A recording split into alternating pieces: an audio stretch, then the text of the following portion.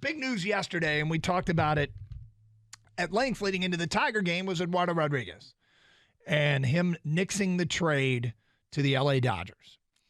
And yesterday when he spoke, he shed very little light. His agent released a statement. There's been some reporting. And I guess, I don't know that it's really clarified the situation.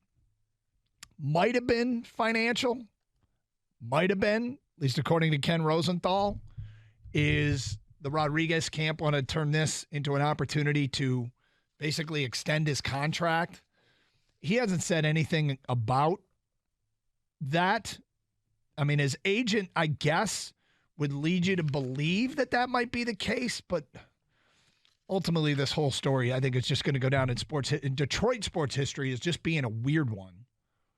And it's like a moment in time that those of us have been around and are paying attention, and Tiger fans won't forget. I mean, the thing about it is, too, how weird this is or how much of a moment in history this is will depend on what happens from here on out.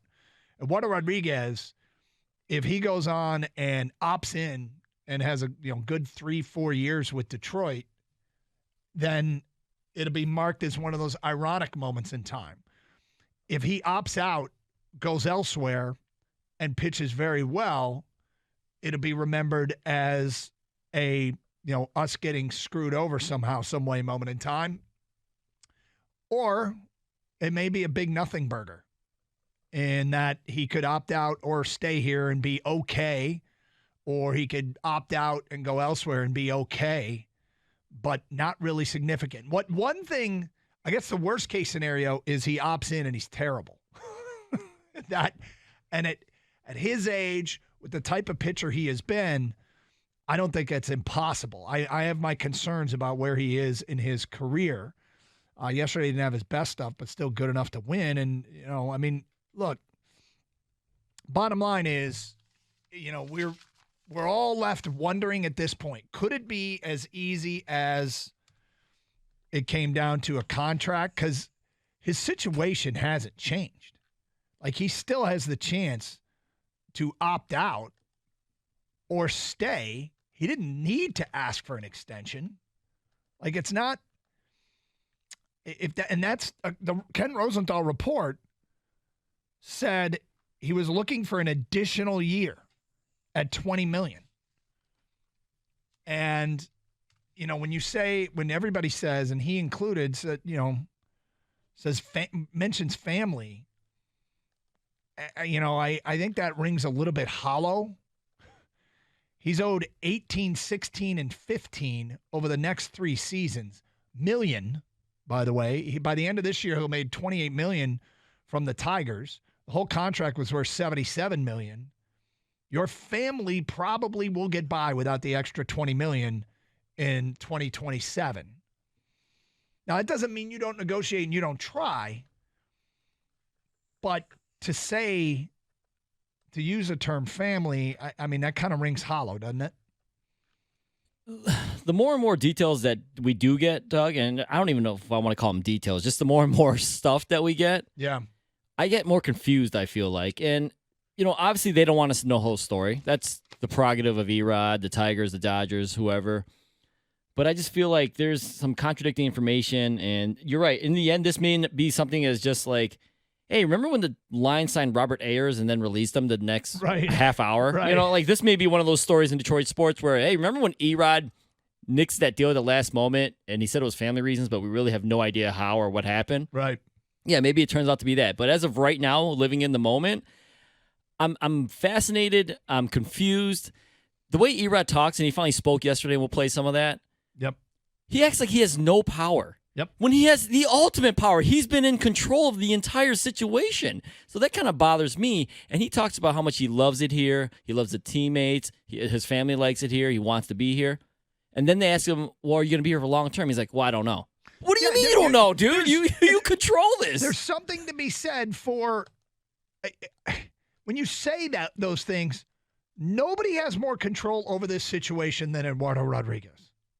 He has got the most control. The Tigers have less control. The Dodgers had less control. They're at his mercy. He is driving this thing. So now, are there still variables that he wants to see what happens? And that would make some sense. I mean, he could be thinking, well, I got to want to see where my family wants to be.